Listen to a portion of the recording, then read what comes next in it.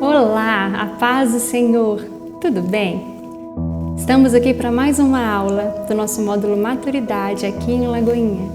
Estamos hoje aqui para falar sobre criação e queda, não só de Adão e Eva, mas a nossa, não é verdade? Afinal de contas, somos descendência deles e carregamos essa história, e eu acredito veementemente que teríamos feito a mesma coisa, porque todo esse comportamento se repete hoje na nossa geração e nos nossos dias. E sobre ele que vamos conversar hoje. Pegue a sua Bíblia, vamos ler em Gênesis, no capítulo 1, que diz assim: No princípio, Deus criou os céus e a terra. A terra era sem forma e vazia. Havia trevas sobre a face do abismo, e o Espírito de Deus se movia sobre as águas. Então Deus disse: haja luz, e houve luz. E Deus viu que a luz era boa e fez separação entre luz e trevas. Deus chamou a luz dia e chamou as trevas noite. Houve tarde e manhã, o primeiro dia. E Deus disse: haja um firmamento no meio das águas e separação entre águas e águas. E Deus fez o firmamento e a separação entre as águas debaixo do firmamento e as águas acima do firmamento. E assim aconteceu. E Deus chamou o firmamento céus. Houve tarde e manhã, o segundo dia. E Deus disse: ajunte-se as águas debaixo dos céus em um só lugar, e apareça a porção seca. E assim aconteceu. Deus chamou a porção seca terra, e ao ajuntamento de águas chamou mares. E Deus viu que isso era bom. E Deus disse que a terra produza relva, ervas que deem sementes e árvores frutíferas que deem fruto segundo a sua espécie, cuja semente esteja no fruto sobre a terra. E assim aconteceu. E a terra produziu relva, ervas que davam sementes, cada um segundo a sua espécie, e árvores que davam fruto, cuja semente estava nele, conforme a sua espécie. E Deus viu que isso era bom. Houve tarde e manhã o terceiro dia. E Deus disse que haja luzeiros no firmamento dos céus para fazerem separação entre dia e noite, e sejam eles para sinais, para as estações, para dias e anos, e sirvam de luzeiros no firmamento dos céus para iluminar a terra. E assim aconteceu.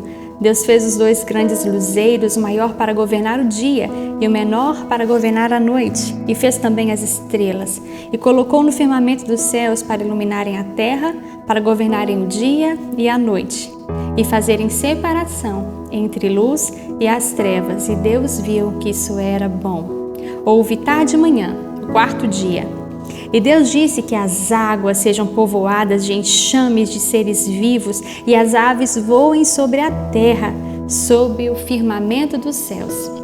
Assim Deus criou as grandes criaturas marinhas e todos os seres vivos que se movem, os quais povoam as águas segundo a sua espécie, e todas as aves segundo a sua espécie. E Deus viu que isso era bom e os abençoou, dizendo: sejam fecundos, multipliquem-se e encham as águas dos mares, e na terra se multipliquem as aves. Houve tarde e manhã, o quinto dia. E Deus disse que a terra produza seres vivos conforme a sua espécie, animais domésticos, animais que rastejam e animais selvagens segundo a sua espécie, e assim aconteceu.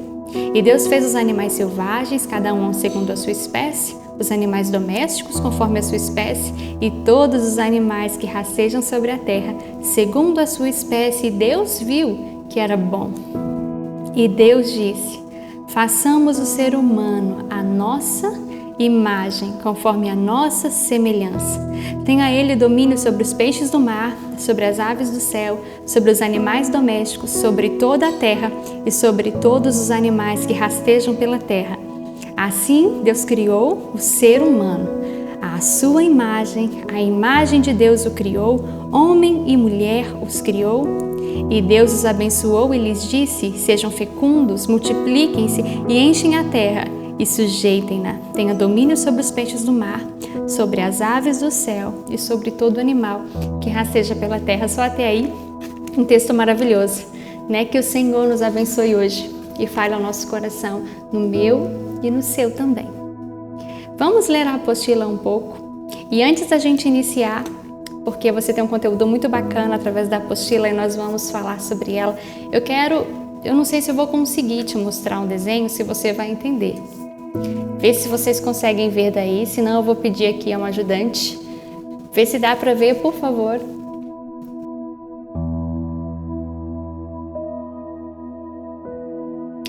Então, se você ver esse desenho aqui, que eu tô te mostrando, você vai perguntar, eu quero te perguntar, na verdade, que desenho você está vendo aqui? Eu perguntei a 2 pessoas o que eles estavam vendo nesse desenho que eu fiz. Gente, eu fiz, sou uma artista, tá? Então eu fiz esse desenho e eles me disseram que esse desenho são pirâmides. 2 pirâmides, na verdade, uma em cima e a outra refletindo embaixo. Mas sabe por que eles disseram isso? Porque não foi eles que criaram o desenho. Eu sei para que eu criei esse desenho e o propósito do meu desenho. E eu, na verdade, criei um diamante. Não uma pirâmide, mas um diamante. Eu sei que é um diamante porque fui eu que fiz, eu conheço o propósito. E uma coisa que nós acabamos de ler aqui em Gênesis é que Deus criou a terra com um propósito. Tanto que por várias vezes a gente lê Deus aprovando o propósito daquela criação, ou dizendo, eu quero árvores que tenham sementes da mesma espécie. Eu quero que os animais se multipliquem, eu quero que o propósito que eu criei, homem e mulher, é para que se multipliquem, para que sejam fecundos, para que enchem a terra e dominem a terra. Então toda a criação tem um propósito.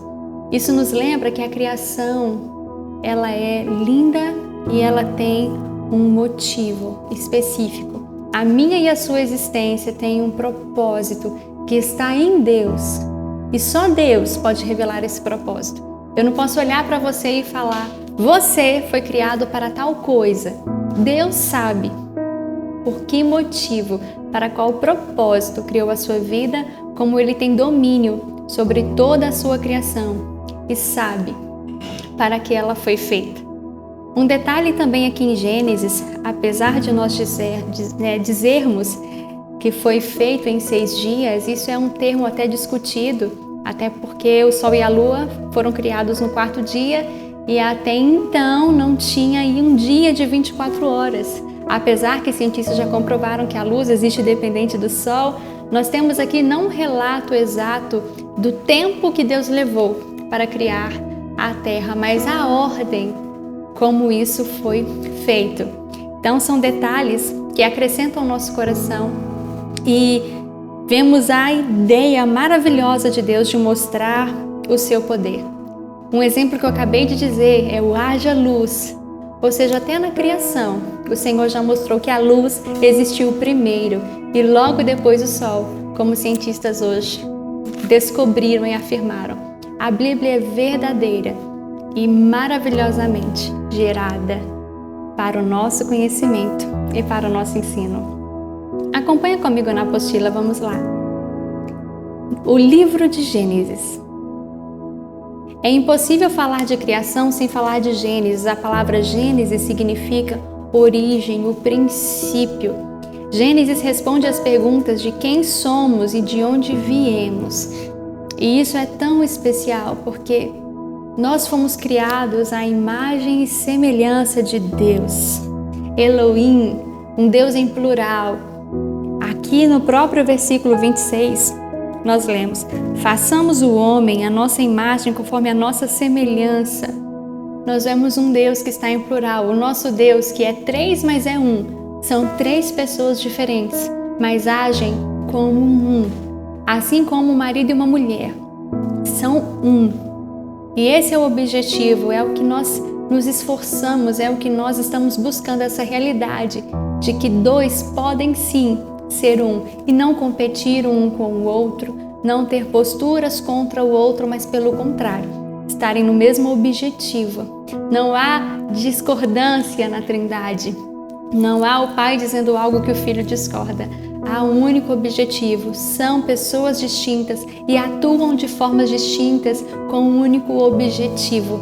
E é sobre isso também que vamos falar hoje. O mais bonito é lembrar que somos feitos à imagem do nosso Deus. Amém? Quando o texto em Gênesis aborda a questão da criação, ele parte deste princípio da eternidade de Deus. As Escrituras deixam definidas que Deus é totalmente distinto da sua criação. Deus está além do mundo físico, muito superior à sua criação, que é material e finita. Não se pode confundir a criatura com o Criador.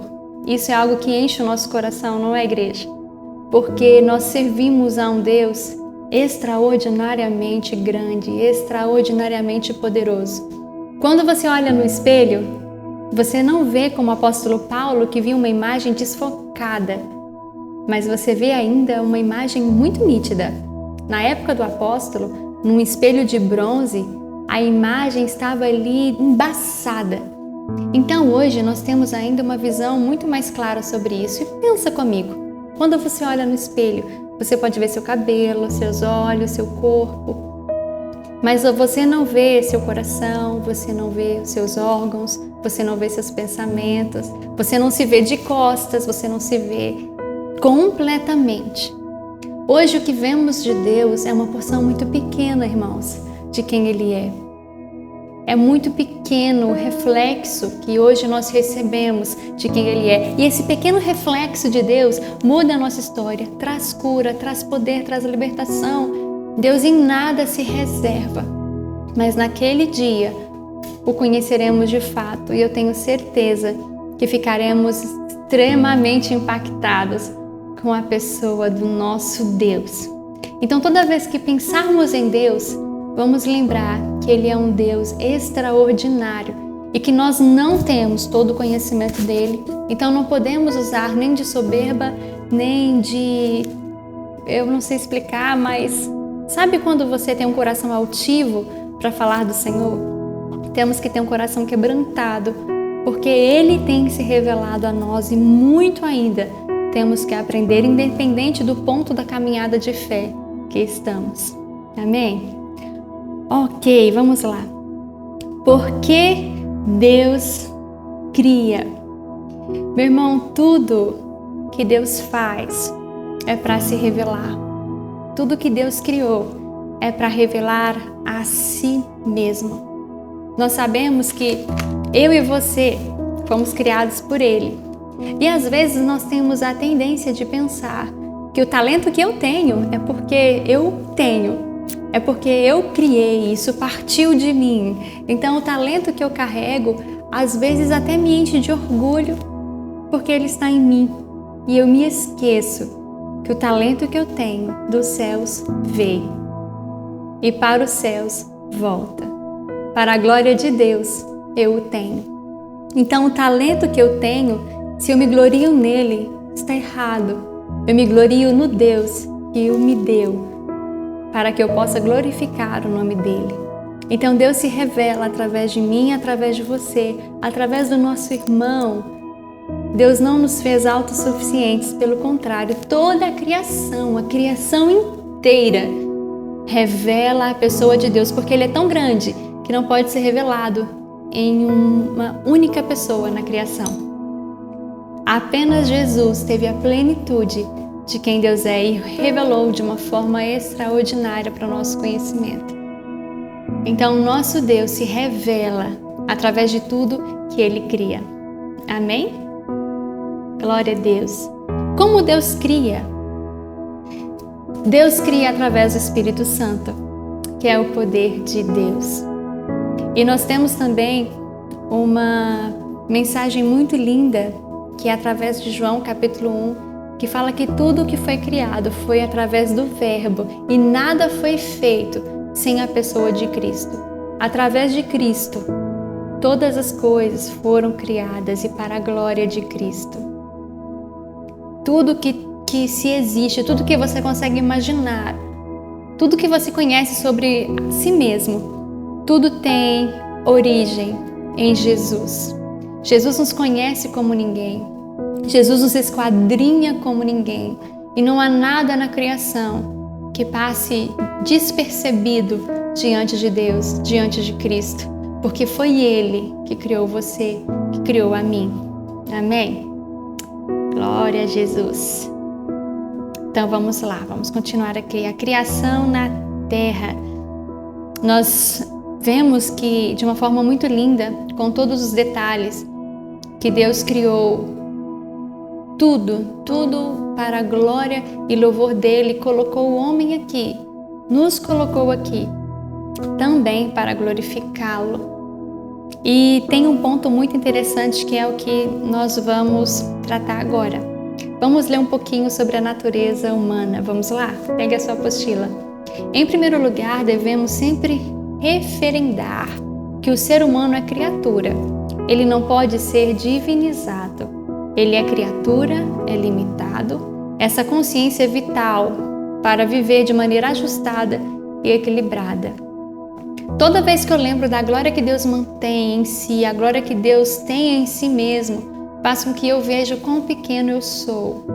Então nunca há lugar para o nosso coração para considerar o ser humano alguém com honra divina, alguém com tal mérito, uma criatura que recebeu dons e habilidades para glorificar ao seu Criador. O segundo elemento que surge na criação do homem é a fragilidade. Ele foi criado do pó da terra. O homem compartilha do universo. Ele possui limitações muito definidas, conforme vemos no Salmos 8. Vamos ler? Salmos 8, pega a tua Bíblia, irmão, vamos ler lá, vai ser rapidinho e vai ser muito bom. Ler a Escritura é muito bom porque ela é poder e ela enche o nosso coração e traz, ela revela Deus, é extraordinário. Ó Senhor, Senhor nosso, como é magnífico o teu nome em toda a terra, pois puseste nos céus a tua majestade, da boca de pequeninos e de criança de peito suscitaste força por causa dos teus adversários, para fazer emudecer o inimigo e o vingador. Quando contemplo os teus céus, obra dos teus dedos, e a lua e as estrelas que estabelecestes, quem é o homem para que se lembre dele, e o filho do homem para que o visites? Fizeste-os, no entanto, por um pouco menor do que Deus, e de glória e de honra o coroastes. Esse texto é lindo e mostra um Deus maravilhoso e que toda a honra que temos dele vem. Então, tudo aquilo que eu recebo no Senhor e tudo aquilo que você recebe no Senhor, eu me glorio, eu fico feliz. Mas a glória é para Ele, porque foi Ele que deu para mim, foi Ele que deu para você. Amém? Então, toda a glória seja dado ao nosso Deus. Amém. Glória a Deus. Os mandatos criacionais. E por esse privilégio de ser a imagem e semelhança, o ser humano recebe a responsabilidade de ser mordomo. Deve cuidar e preservar tudo o que foi criado. O ser humano recebeu de Deus, nessa imagem divina, a responsabilidade de possuir domínio, mas isso não implica em tirania ou destruição do mundo, mas sim em responsabilidade de cuidar, pois todo aquele que destrói a terra será destruído. Nós precisamos ter esse senso que somos mordomos. Somos mordomos da terra. Então temos que tratar com zelo a criação. Não jogar lixo na rua, evitar fazer qualquer coisa que degrina a criação, porque ela pertence ao Senhor. Somos apenas mordomos dela aqui. Como temos que cuidar do nosso corpo. Então todo pecado, tudo aquilo que degrina o corpo, degrine aquilo que pertence a Deus, porque nós não somos de nós mesmos. Por isso que temos que ter tanto cuidado. O que fazemos com esse corpo? E sim, o que você faz com o seu corpo faz diferença, porque ele não pertence a você. Muita gente fala isso, né? Eu faço o que me dá na telha, eu não tenho que dar explicação para ninguém, o corpo é meu. Isso não é bíblico. Somos feitos para Deus e para a glória de Deus. Amém? Assim vemos 3 princípios espirituais que a teologia chama de mandatos criacionais. Mandato religioso ou espiritual fala de relacionamento, de submissão, adoração e serviço ao Senhor. E nós vemos isso aqui em Gênesis. Mandato social implica no relacionamento com seus semelhantes, principalmente com relacionamento familiar, manifestando a relação existente na Trindade, ou seja, da mesma forma que o Pai, o Filho e o Espírito são um, ele fala que assim seja o homem e a mulher um, que assim seja nós como igreja um. Então nós somos um único corpo em que Cristo é o cabeça. Somos chamados para sermos relacionais e não independentes e caminhar de forma independente. Até os dons o Espírito Santo distribui como Ele deseja a você e a mim, para que nós venhamos completar um ao outro na obra de Cristo. Mandato cultural é o governo do homem sobre toda a criação, sendo mordomo de Deus. Deus unificou tudo para glorificar a Jesus, porque tudo foi feito por Ele e para Ele. Vamos ler um texto bem interessante em 1 Colossenses, a carta do apóstolo Paulo, capítulo 1, no versículo 16, que diz assim: Pois nele, em Jesus, foram criadas todas as coisas, nos céus e sobre a terra, as visíveis e as invisíveis, sejam tronos, sejam soberanias, quer principados, quer potestades. Tudo foi criado por meio dele e para ele. Ele é antes de todas as coisas. Nele tudo subsiste.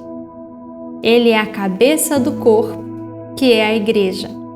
Ele é um princípio, o primogênito dentre os mortos, para ter a primazia em todas as coisas, porque Deus achou por bem que nele residisse toda a plenitude, e que, havendo feito paz pelo sangue da sua cruz, por meio dele reconciliasse consigo mesmo todas as coisas, que é sobre a terra, que é sobre os céus. Então, em Cristo, tudo foi reconciliado. E por que precisou dessa reconciliação e dessa redenção? Essa palavra é muito importante, guarde ela para a próxima aula. Por causa da queda. E é o que nós vamos falar um pouquinho. Vamos ler na apostila. O segundo conceito, basilar da cosmovisão cristã, é o conceito da queda, o qual nos ensina que, com base no que diz no livro de Gênesis, que Deus criou os seres humanos com livre-arbítrio, perfeitos, inocentes e puros, e fez com eles um pacto. Num determinado momento, os primeiros humanos, representados em Adão e Eva, desobedeceram a Deus e quebraram esse pacto, pois desejaram ser como Deus e ser independentes dele. Houve então uma queda daquele estado original de perfeição em que foram criados. Como consequência, os seres humanos se separaram de Deus e passaram a experimentar angústia, medo, vazio, sofrimento. Eles não mais conseguem ver Deus ao seu redor. Eles passaram a experimentar a morte, a corrosão em tudo que vivem e, como consequência, a separação de Deus. Uma coisa tão interessante na queda é que a serpente, ela foi muito astuta mesmo, porque a serpente carregava uma experiência do que houve no céu. A serpente carregava a lembrança de como a rebeldia pode contaminar, como a ideia da vaidade pode corromper alguém. A serpente havia corrompido 1/3 das estrelas, 30% dos anjos, na sua rebeldia contra Deus, através da sua artimanha vendedora. E foi isso que a serpente tentou vender a Eva. A serpente, através do seu engano, disse a Eva: se você comer desse fruto, você será como Deus. Primeiro ele gerou dúvida. Primeiro gerou dúvida. Vamos até ler lá para você entender. Em Gênesis, no capítulo 3, a serpente diz assim, no versículo 1 ainda: mas a serpente mais astuta que todos os animais selvagens que o Senhor Deus tinha feito, disse à mulher: é verdade que Deus disse, não coma do fruto de nenhuma árvore do jardim? Ou seja, ela já deu uma informação falsa, porque Deus disse que poderiam comer de todas as árvores do jardim, exceto uma. Então a serpente diz uma frase que Deus não disse, ela qual é a palavra? Ela desfaz. A serpente traz um engano através dessa frase, gerando dúvida no coração da mulher. E ela respondeu: do fruto das árvores do jardim podemos comer, mas do fruto da árvore que está no meio do jardim, Deus disse: vocês não devem comer dele, nem tocar nele, para que não venham a morrer. A serpente disse: é certo que vocês não morrerão, porque Deus sabe que no dia em que dele comerem, os olhos de vocês se abrirão e, como Deus, conhecerão o bem e o mal. A serpente disse que no dia que eles comessem do fruto do jardim, eles seriam como Deus, e é por isso que Deus os estava privando desse alimento. Porque Deus queria ser o excelso e não queria se compartilhar com ninguém. O que foi uma mentira. A mentira, quando concebida, ela dá luz ao pecado.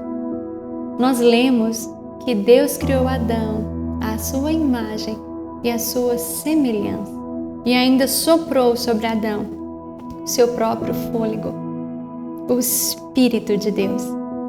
Não foi poupado a Adão absolutamente nada. De toda a criação, ele foi o único, e ninguém antes havia sido assim, feito à imagem e semelhança. Adão e Eva tinham aquilo que era mais honrável, mais extraordinário de todo o universo. Eram a imagem e semelhança de Deus. Já tinham algo. E a serpente disse: vocês não têm. Comam do fruto e vocês terão. E nós sabemos o que aconteceu. Essa tentação aconteceu porque Eva olhou para a árvore e viu que ela era um fruto desejável aos olhos, e assim comeu do fruto. E deu a Adão, que também comeu. E nós vemos aí o primeiro pecado.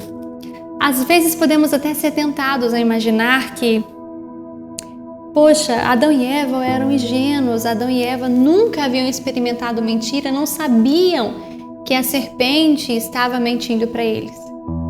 Só que tão grave foi a desobediência, porque apesar de não conhecerem a mentira, de não estarem em algum lugar onde a mentira havia sido praticada e não ter ali o primeiro contato com o pai da mentira, eles tinham uma palavra de Deus: não comam. A desobediência à palavra de Deus, a desconfiança que Deus era tão bom para produzir algo tão maravilhoso, os levou à queda. A desobediência destruiu, irmãos, toda a geração, afetou toda a criação, que foi amaldiçoada pela consequência do pecado. A desobediência, ela é muito importante nesse quadro. E eu quero até ler aqui para você alguns versículos. Quero que você não precisa abrir, vai ser bem rapidinho. Isaías 1:19. Se quiserdes e obedecerdes, comereis o melhor dessa terra. Josué 24. E disse o povo a Josué: serviremos ao nosso Deus e obedeceremos a sua voz. Colossenses 3:20. Vós, filhos, obedeceis em tudo a vossos pais, em tudo, porque isso é agradável ao Senhor. Gênesis 22:18. E em tua descendência serão benditas todas as nações da terra, porque obedecestes a minha voz. Hebreus 5:9. E sendo ele consumado, veio a ser causa de eterna salvação para todos os que lhe obedecem. 1 Samuel 15:22. Porém Samuel disse: Tem porventura o Senhor tanto prazer em holocaustos e sacrifícios, como tem em que se obedeça a sua palavra? Eis que é melhor obedecer do que sacrificar. O obedecer é melhor do que a gordura de carneiros. Nós não entendemos às vezes como a obediência ao Senhor o agrada, o satisfaz. Porque o nosso Deus é bom, é um atributo dele, irmãos, ele é bom. Ele não vai pedir nada desconfortável, nada que seja ruim, nada que nos prive, pelo contrário. Deus quer o melhor para mim e para você. E por mais que tenhamos tantas tentações, por mais que venham tantos enganadores, artimanhas para gerar dúvidas, para com lábia tentar nos convencer do contrário, vale muito mais obedecer ao Senhor, porque Ele tem vida para nós. O Senhor tem vida para mim e para você. Ele quer o nosso bem. Amém? A origem do pecado é a dinâmica da tentação. A ideia da proibição na representação do fruto tem a ver com a proibição do homem querer ser como Deus. Deus criou o homem com a capacidade de escolher. Deus, em sua infinita sabedoria, permitiu que o homem passasse por uma situação de tentação. Às vezes a gente pensa, se Deus é tão bom, porque Ele permitiu que o homem passasse por essa situação. Eu creio que na soberania de Deus, Ele deu a nós essa oportunidade de escolha. E esse amor de Deus foi tão profundo que mesmo numa escolha errada que tivemos, Ele veio para nos redimir. E nós vamos ver como isso foi tão impactante na próxima aula. Pecado é justamente o ato de decidir viver independente de Deus. Ele não só foi uma decisão, uma atitude, mas adentrou na natureza do homem. A estrutura do homem, a estrutura humana se contaminou e deformou a imagem de Deus no homem. A desobediência foi um veneno ingerido que contaminou todo o ser. Mesmo que o homem tente ser bom, ele o faz por si fora de Deus. E isso é considerado uma obra morta por ser o fruto de autossuficiência. O que o texto quer dizer aqui? Toda bondade que nós podemos praticar, por mais que consigamos atingir algum nível de bondade, ela será contaminada por orgulho, por vaidade ou por autossuficiência. Tudo que vemos de bom no mundo é reflexo da pessoa do nosso Deus. É que a graça comum de Deus ainda alcança todos nós e por isso todos nós conseguimos expressar amor por um filho, amor pelo próximo, amor por um animal e tudo isso vem do Senhor. Mas o pecado foi muito agressivo. Queridos, o pecado foi muito agressivo. Nós temos a tendência de justificar o nosso pecado com muitas coisas, não é verdade? Eu fiz isso porque você ou tal pessoa me provocou. Eu me comportei assim como uma reação a essa ação que veio contra mim. Nós sempre justificamos o pecado nosso e condenamos o pecado do outro. Isso foi algo que é pecado. Isso foi a origem do próprio pecado no jardim. A primeira coisa que Adão disse foi: a culpa foi dela. O que Eva disse? A culpa foi da serpente. Quase que a serpente procurou alguém para culpar, mas a serpente sabia o que havia acontecido. O primeiro sintoma do pecado foi a falta de arrependimento. E ao invés do arrependimento, a culpa a alguém, a culpa ao próximo. O pecado é extremamente agressivo, ele deturpa a nossa própria realidade, a nossa própria natureza. É extremamente gravíssimo. Por isso que um cristão, ele mantém uma vida de arrependimento. Um dos sinais da ação do Espírito Santo é arrependimento. Tudo que é soberba, tudo que é acusação, já não existe obra do Espírito Santo. Existe obra da carne, mas no Espírito Santo, ele produz arrependimento, que é o que faltou no primeiro contato ali do jardim. O nosso pecado é extremamente agressivo. Não estou falando do pecado do irmão. Não estou falando do pecado de Adão e Eva, estou falando do meu, o pecado da Vívia. É extremamente agressivo, extremamente bruto e violento. Se não fosse Cristo Jesus para pagar o preço desse meu pecado, eu estaria findada à morte eterna. Mas por Ele eu tenho vida. É muito importante eu lembrar que a culpa não foi de Adão e Eva, a culpa foi minha. Nós somos descendências dele, temos a sua herança. Tudo que eles fizeram se compartilhou a nós porque somos descendência. Eu sou mulher. Eu vim do homem, sou eu, e eu pequei contra o Senhor. Não em Adão, mas em mim. Em mim, o meu pecado é extremamente agressivo e real. Então eu acho que nós devemos olhar o pecado não como algo pequeno, grave como ele foi muito grave, porque foi-se necessário a morte de um Deus, a morte de um ser que já existia antes de tudo ser criado. Foi necessário que um Deus Pai entregasse o Deus Filho à morte. Foi muito, muito violento e nada na terra poderia pagar por esse preço. Vamos continuar? Acabamos de ler que o pecado é decidir viver longe de Deus. O pecado é uma rebeldia contra Deus. Uma rebeldia contra Deus.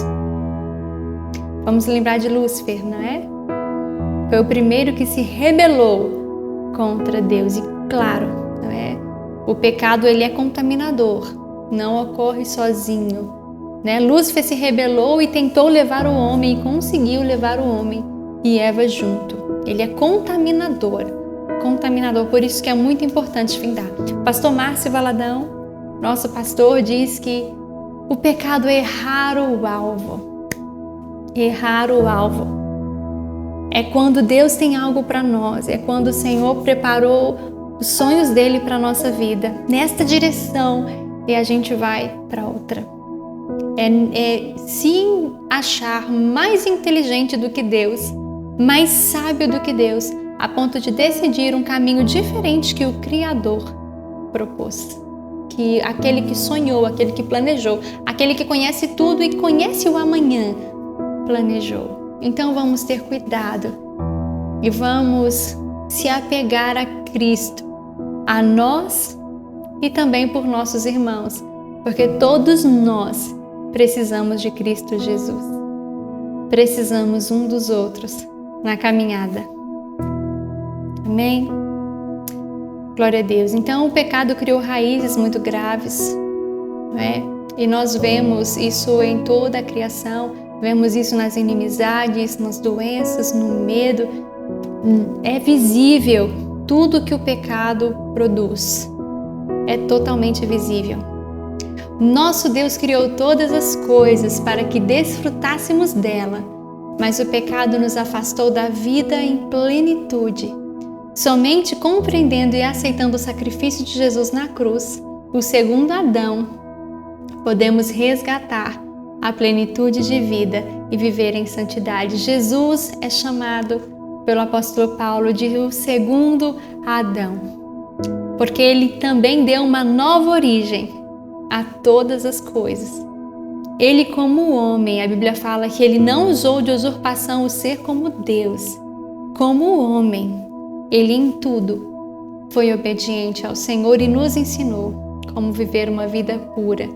E a esse Jesus, que tem todas as coisas, como lemos em Colossenses, fomos criados para Ele. Fomos criados para a glória dEle, fomos criados para Ele, por Ele, e a Ele a nossa gratidão e o nosso louvor, porque através dEle fomos redimidos. Redenção fala do preço que foi pago por nós para sermos novamente família de Deus. Redenção fala do nosso retorno ao jardim, do nosso retorno à presença de Deus e de como isso aconteceu. A próxima aula é extremamente importante, porque vai nos fazer lembrar de tudo que foi feito por nós. E é sobre isso até que lembramos a cada Santa Ceia. É algo que não podemos esquecer. Cada vez que ouvimos falar sobre redenção, deveria quebrantar o nosso coração, porque nos lembra quão agressivo o pecado foi e a atitude de Deus em nos redimir. Então, somos criaturas de Deus para a glória de Deus. Caímos, mas Ele nos levantou e nos redimiu. Então, até a próxima aula, onde vamos falar sobre a história da redenção e como ela ecoa na minha e na sua vida até a eternidade. Deus o abençoe e tenha uma ótima semana em nome de Jesus.